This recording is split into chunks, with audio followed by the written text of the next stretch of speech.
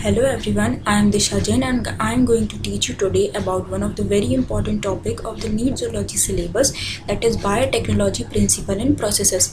It's a record that every year on an average 7 to 8 questions are asked from this topic.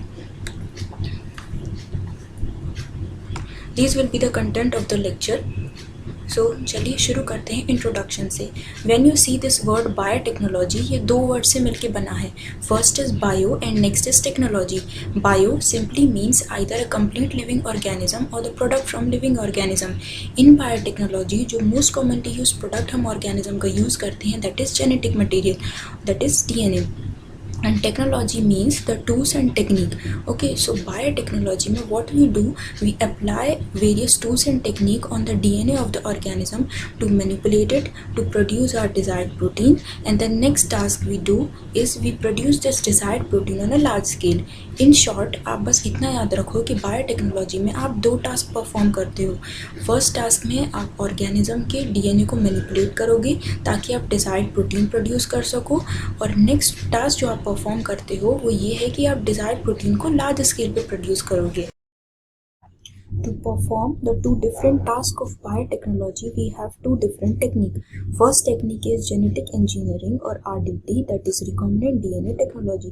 With the help of this technique, we will perform our first task, that is we will manipulate the DNA of the organism and we will introduce this manipulated DNA into the suitable host cell, and that suitable host cell will produce the multiple copies of our desired protein. Similarly biotech का next task perform करने के लिए एक दूसरी technique use होती है, that is maintenance of sterile environment. Since हमें biotech के प्रोडक्ट को डिजायर्ड प्रोटीन को लार्ज स्केल पर प्रोड्यूस करना है, तो it is very necessary to maintain a sterile environment. How it is done? Large quantity of vessels are used which are called bioreactors, and this bioreactor will maintain a complete micro free environment and optimum temperature and pH condition to produce our desired protein on a large scale. Now let's see in detail what is genetic engineering and RDT. Recombinant DNA technology is a method or a technique to produce a recombinant DNA. Recombinant DNA is the combination of a desired gene with a suitable vector molecule, and the resulting structure which will be formed by the combination of your desired gene with a suitable vector is called a recombinant DNA. Since आप कभी भी किसी एक city से दूसरी city travel करेंगे, आपको एक suitable vehicle की रिक्वायरमेंट होगी. सिमिलरली जब भी आपको डिजायर्ड जीन को सूटेबल होस्ट सेल में इंसर्ट करना है, तो उसके लिए भी आपको एक सूटेबल व्हीकल रिक्वायर होगा, जिससे कि आप अपने डिजायर्ड जीन को उससे कंबाइन करके उसको होस्ट सेल में इंसर्ट कर सकते हैं. In biotechnology that suitable vehicle is called a vector. So what we do in genetic engineering, we just combine our desired gene with a suitable vehicle और a suitable vector, and this combination of your desired gene with a suitable vehicle is called और a suitable vector is called the recombinant DNA. Now from the history point of view, there are two important points. First point is there were two scientists, that is Stanley Cohen and Herbert Boyer.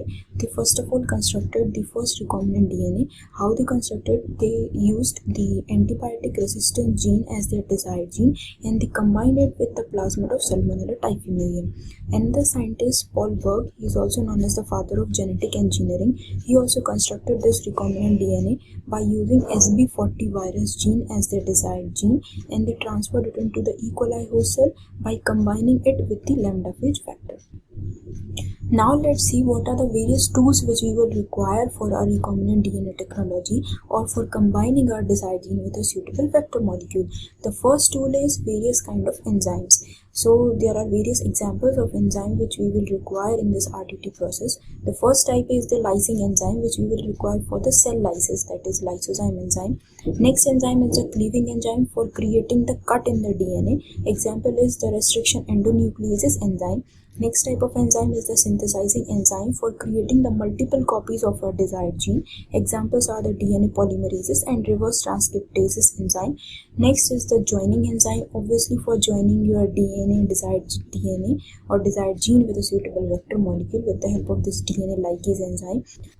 Finally, the last enzyme which will be required as a tool for RDT is the alkaline phosphatase enzyme. These alkaline phosphatase are required to maintain a cut in this vector molecule so that our desired gene can be easily inserted into this vector. Next tools which are required in RDT are the suitable vector molecules. These vector molecules have various different type of sites which are present in them, like ORI, selectable marker sites, and the cloning or the restriction site. ORI site is majorly responsible for starting the replication of our desired gene, which is ligated into the vector.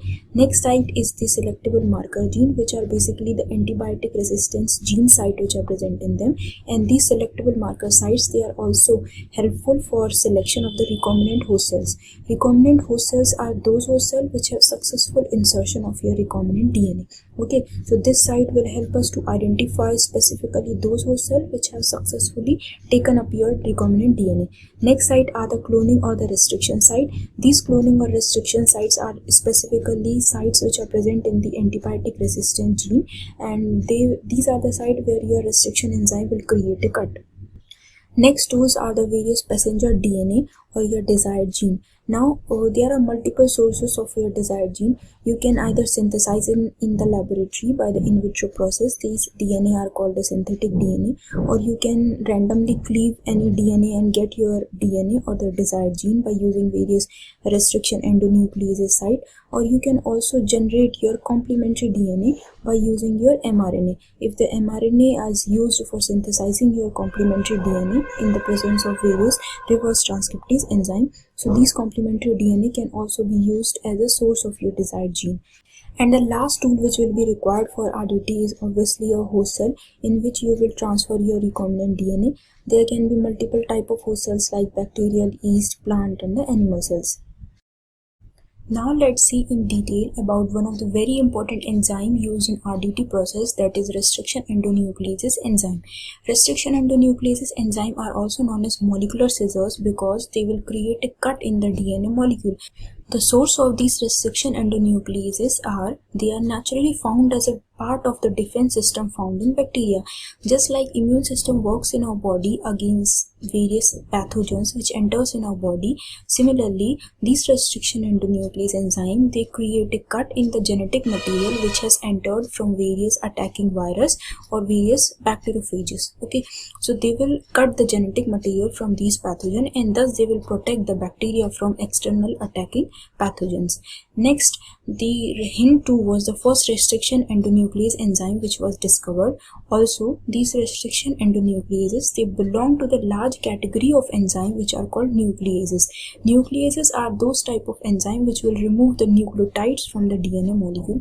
Now depending कि nucleases enzyme nucleotides को DNA molecule में किस particular site से remove कर रहा है, these nucleases enzyme can be categorized into two types.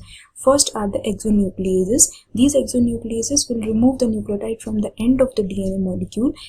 And the next category of nucleases are the endonucleases enzyme. They will create a cut at the specific position within the DNA molecule.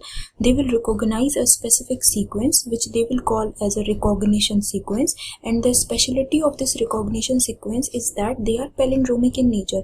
That is, when we read these palindromic sequences from forward to reverse direction or from reverse to forward direction, they will read the same.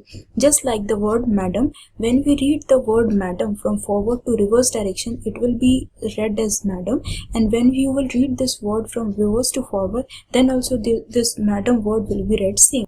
Now depending कि ये restriction endonucleases enzyme recognition sequence को कैसे cut कर रहा है, these restriction endonuclease enzyme produce two type of ends. Suppose if the restriction endonuclease enzyme cut exactly at the middle of the palindromic sequence, then the two ends which will be generated after cutting, they will be same. That is, they are blunt ends or the non-sticky ends. The example of such type of restriction endonucleases enzyme are the EcoRV and the He3.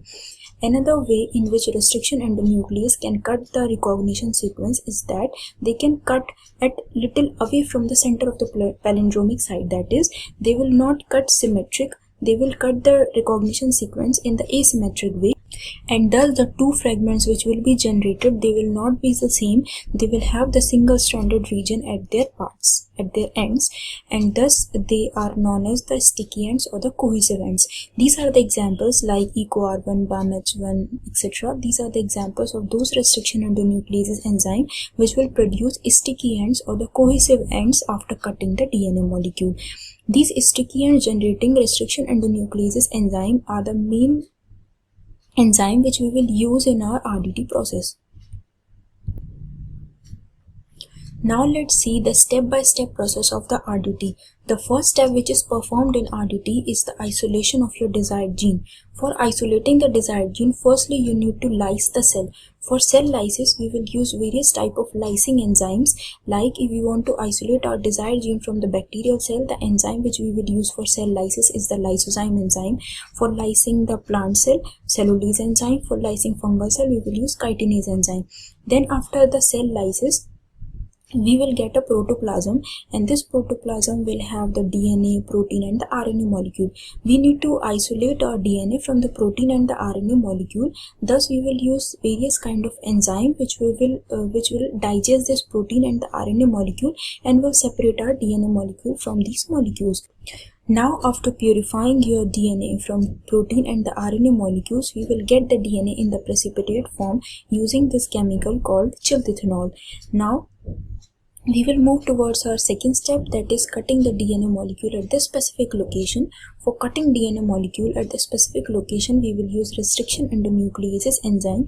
These restriction endonucleases enzyme will recognize the specific sequence, their recognition sequence in the DNA molecule, and wherever they will find their recognition sequence, they will create a cut in the DNA molecule.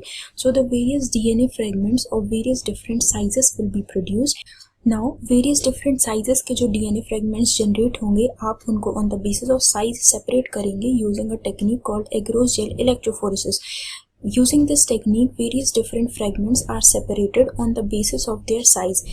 DNA fragment which is smaller in size will move much faster towards the anode electrode, और जो DNA fragment जिसका size comparatively larger है वो slow move करेगा. To visualize these separated DNA fragments, we will use a specific dye called ethidium bromide, and due to staining with this ethidium bromide, these bands are visualized as a bright orange color bands in the presence of UV light. Now let's move toward the third step, which is amplification of your desired gene using polymerase chain reaction or PCR. PCR is a technique in which you will produce multiple copies of your desired gene which you have isolated by performing the agarose gel electrophoresis. PCR reaction 3 steps में perform होती है. First step is denaturation, जिसमें double stranded DNA को आप single stranded में convert करते हो using a high temperature of about 94 degree Celsius. Next step है एनिलिंग प्रोसेस, जिसमें आप स्पेसिफिक प्राइमर डिजाइन करते हो सिर्फ उस पर्टिकुलर रीजन को एम्पलीफाई करने के लिए जो कि डिजायर्ड है. तो एनिलिंग स्टेप में प्राइमर उस पर्टिकुलर सीक्वेंस उस पर्टिकुलर रीजन पे जाके बाइंड होगा and then perform the next step which is extension. In extension process, multiple copies of your desired gene will be produced. Now there is next step, step 4, that is formation of the recombinant DNA. You have isolated your desired gene, you have produced your multiple copies of your desired gene. Now the next step of the RDT process is that you have to ligate, you have to combine your vector with this desired gene. For this, what you will do, you will cut your vector and the desired gene with the same kind of restriction endonucleases enzyme. Those restriction endonucleases enzyme which will create the sticky ends, because by producing the same sticky ends, the vector and the desired gene can be easily ligated to each other, and this process is done in the presence of DNA ligase enzyme, and thus the recombinant DNA will be produced. This desired gene is inserted into one of the antibiotic resistance gene site, because as I said earlier, these recognition sequences are specifically present in the antibiotic resistance gene site. So those antibiotic resistance gene where this desired gene is inserted, that particular resistance gene site will be inactivated, and this process is called insertion inactivation. Now let's move toward the fifth step, which is insertion of your recombinant DNA into the host cell. Host cell doesn't take up this recombinant DNA easily. आपको host cell को पहले proper treatment देना पड़ेगा, उसको competent बनाना पड़ेगा ताकि recombinant DNA उसमें सक्सेसफुली इंसर्ट हो सके. उसके लिए 2 ट्रीटमेंट यूज होते हैं.